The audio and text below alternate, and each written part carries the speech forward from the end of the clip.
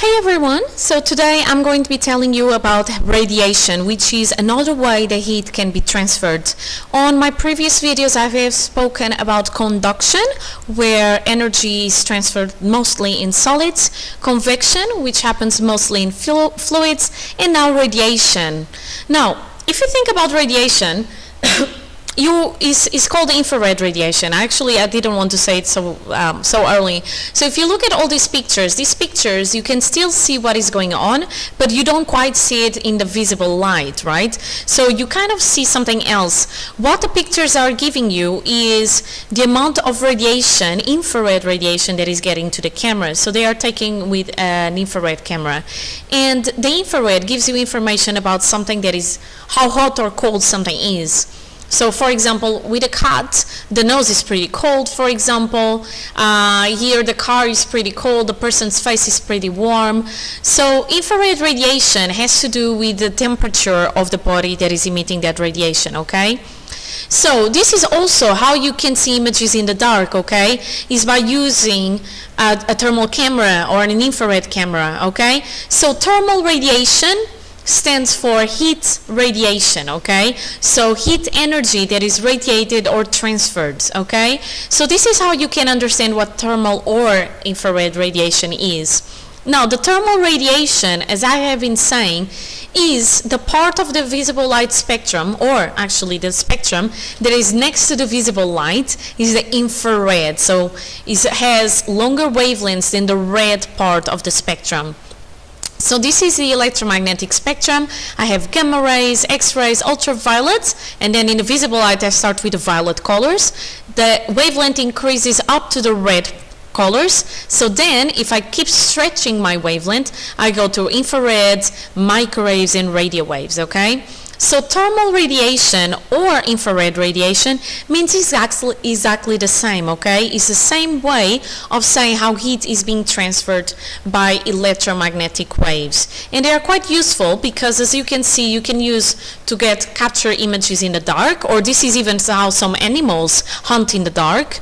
And you can also identify where a house is losing heat, for example, or take an infrared picture, and you can use it in medicine as well to see if people are ill or not, if you have hot spots, but more on that when it comes to it, okay? So, I told you that thermal radiation is also called infrared radiation. Every single thing that exists in the universe, as long as is above 0 Kelvin, so as long as it is above the absolute zero, which is minus 273.15 degrees Celsius, emits and absorbs thermal or infrared radiation, okay? So every single object give out or emit and take in, absorb thermal radiation, okay? The hotter the object is, the more infrared radiation it emits, because it has more infrared radiation, okay? So the hotter something is, the more radiation it has, the more radiation it emits. The cooler something is, it has less infrared radiation, so emits less, okay? The amount of heat radiated as well also depends on the following: the surface area. So the bigger the surface area, the more area you can emit radiation, so it increases with surface area, and color and texture. Darker colors are better emitters and absorbers of infrared radiation, whereas shiny ones are better reflectors, so poor emitters and poor absorbers. Texture. If you have something, I was just talking about texture when I spoke about shiny, actually. Shiny, they tend to be poor emitters and absorbers, so they reflect a lot. If you want something that has a good texture to emit and absorb radiation, you want something that is matte, okay? With colors, the darker it is, the more it emits and absorbs. So black is the best emitter and absorber, white is the worst emitter and therefore worst absorber, okay? Sorry. I also have here a video on thermal radiation. It's quite nice, actually, so I'm going to add it in the description, okay? So it has a little bit about thermal radiation and infrared radiation, some uses, so it's quite visual and quite good, so go for it. Now, absorbing and emitting radiation. I'm actually going to show you the answers straight away. This particular slide is not mine, as you can see, it's from Footprint Science. So, the hotter the object is, the more infrared radiation it emits. Dark matte surfaces emit and absorb more radiation than light and shiny surfaces at the same temperature.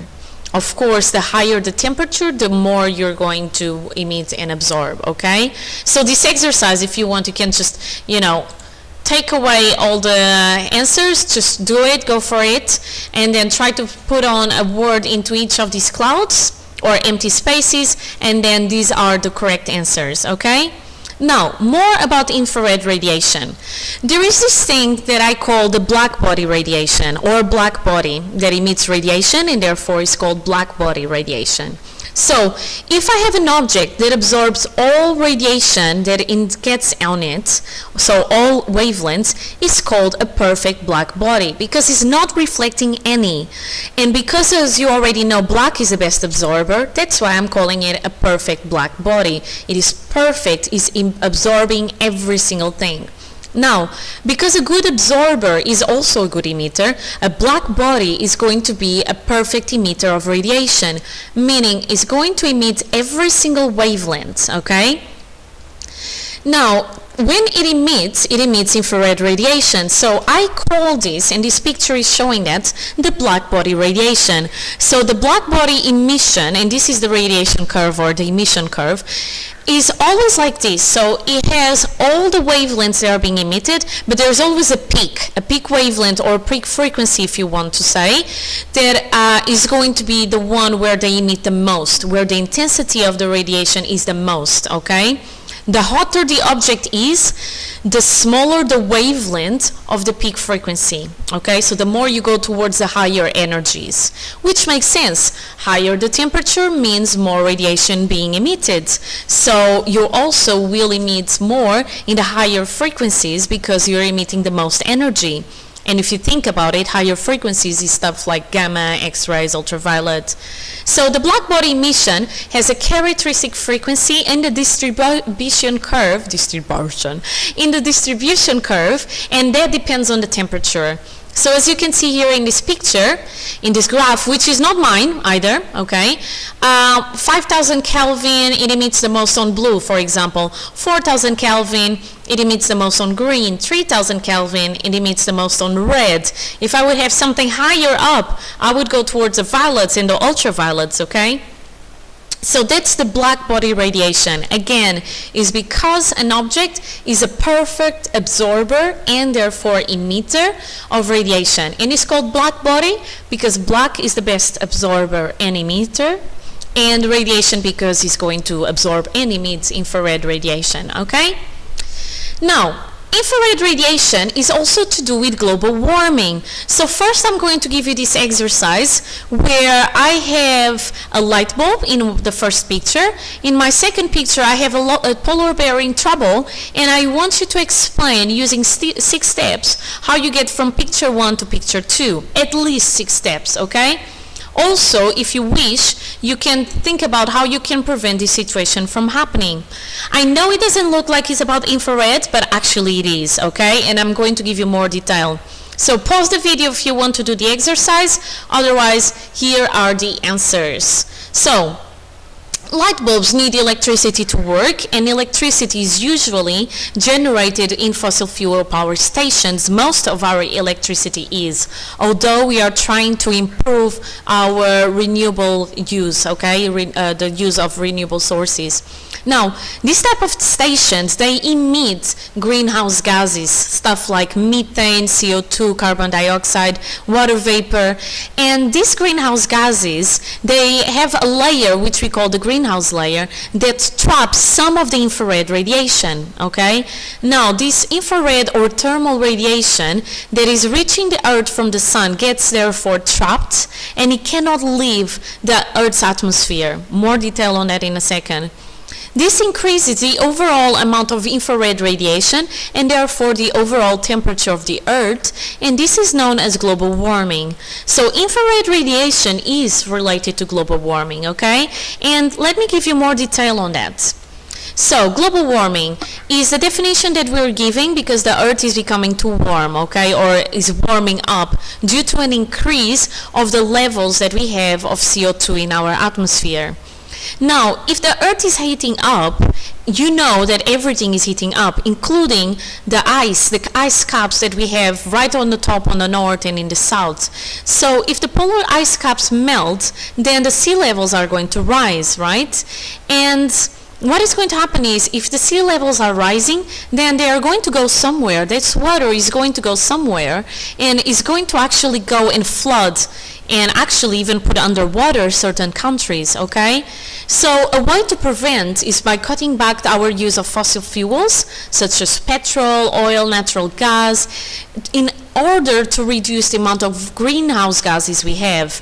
Also, we can improve our use of renewable sources and trying to use up as much or avoid to use up as much energy as possible. So use up as possible in terms of efficient light bulbs, which are not going to waste as much energy, and most energy is going to go towards the form you want.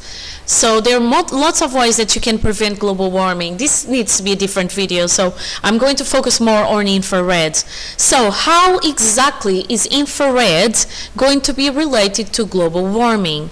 Well, what happens is the following. We get infrared radiation from the sun. Again, this picture I got from the internet, okay? Now, the earth is going to absorb some of this infrared radiation, and when it emits longer wavelength infrared radiation. So, although the shorter wavelengths can pass through the greenhouse gases and the greenhouse layer, whatever radiation that becomes a longer type of infrared wave cannot be passing through, although some always will, but it's going to be reflected back, okay?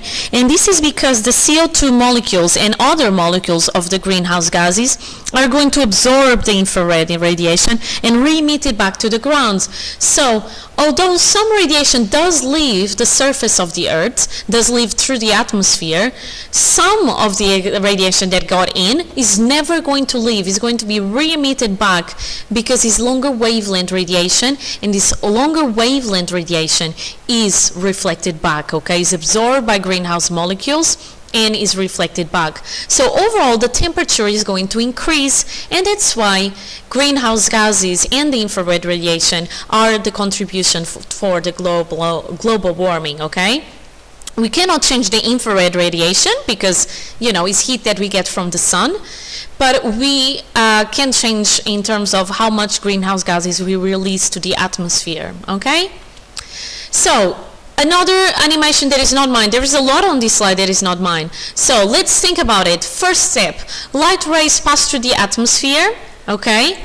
So they are coming from the sun, traveling through vacuum because infrared radiation does not need particles to pass through. And then when it gets to the atmosphere, it's reflected back. And is reflected back because the greenhouse gases like carbon dioxide, methane, water vapor re-emit these longer wavelengths of infrared radiation back to the earth, okay? Alright, what else do I have to tell you? Oh, just some quick exercises here. So this is from BoardWorks, this exercise. The sentences, are they true or false? Okay? So I'm going to give you the answers straight away. Pause the video and try yourself before looking at the answers, okay? But this is how you do it. Infrared radiation travels in straight lines. Yes. Is electromagnetic radiation? It acts more or less like light, so it travels in straight lines. Well, if we think about real astrophysics and cosmology, it's not quite true, but, you know, for your level, it is true. Infrared radiation can travel through a vacuum. It's true. It's the only way of heat transfer that does not need particles, okay? Infrared radiation requires particles to travel. Well, I already said the answer for this one, so it's false. Infrared radiation can travel through thick walls. Again, infrared radiation is like light. Light does not pass through thick walls. Infrared radiation does not pass through thick walls, okay? It's an electromagnetic wave. It gets absorbed, it gets reflected, okay? Dull surfaces are best at absorbing infrared radiation. Well, if it's dull, it's not shiny. So it is true, yes. Infrared radiation travels at the speed of light, that's true. Every single wave part of the electromagnetic spectrum travels at the same speed, which is the speed of light, 3 times 10 to the power of 8 meters per second. Shiny surfaces are the best at emitting infrared radiation. They are the worst at emitting infrared radiation. Emitting and absorbing, they are only the best for reflecting infrared radiation, okay? Alright, another exercise on infrared radiation. Again, you can pause the video and then look at the answers when I'm going to show you. Sorry, I'm like going really fast on this video. So, heat can travel through empty space by radiation. This is sometimes called infrared or thermal radiation. Infrared radiation is like light. It can also travel through transparent materials like glass or air. All hot objects give out infrared radiation. When infrared radiation hits an object, the object either absorbs or reflects it. And then opaque colored objects reflect the most infrared radiation, okay? So that was another exercise. Now, because I told you everything about heat transfers, I'm going just to do a quick summary about if the sentences are related to conduction, convection, or radiation, okay? So, happens in solids, this is conduction. It is an electromagnetic wave, radiation. Happens in fluids, that's convection. Travels through vacuum, can only be radiation. The atoms vibrate, that's the best one for conduction. Starts a current where less dense parts rise and denser parts sink, that's convection. And makes something expand, that's conduction and convection, okay? Because solids and fluids can expand when they are heated up, okay? So that is this exercise done as well. A quick quiz just to finish off all the energy transfers, okay? So, what is the word for how hot or cold an object is? Well, this is going to be the temperature, okay? Again, this quiz, although the other stuff was mine, unless I told you, this quiz is from Boardworks. What are the units for temperature? Degrees Celsius. What is another name for heat energy? Is thermal energy. Next one. During heating, in which direction does the heat energy flow? It always goes from hot to cold. Which of these processes is not a method of heat transfer? Conduction, convection, radiation. Insulation is the right answer. All the others transfer heat. Insulation tries to trap the heat. More on insulation to come as well. What are materials that are good at transferring heat and electricity called? They are conductors, okay? How do materials change when they are heated and cooled? They expand when they are heated and they contract when they are cooled, so is B. What is the movement of water that transfers heat from one part to the other from one part of the other to, water to the other? So this is a convection current. Which of these features does not help to insulate a house and save energy? I actually haven't told you this. You need soft insulation. A double glazing is the best. Hot water tank, lagging it, and drought excluder, so single glazing is the right answer because it's not a way to install or insulate the house to save energy, okay? What happens at the melting point of a substance? So at the melting point of the substance, temperature remains the same because the energy that you are providing to the substance is not going to be used to increase the temperature of the substance, but is going to be used to break the bonds, okay? So let's see, particles move more slowly, the forces of attraction get stronger, forces of attraction get weaker, the forces of attraction are completely broken. They get weaker because you're melting them, okay? So that is it. That is it about infrared radiation, okay? And that is it about ways that heat can be transferred. I hope it made sense. I think what I'm going next is insulation and insulating homes, okay? Up to my next video. Be happy and healthy. Bye!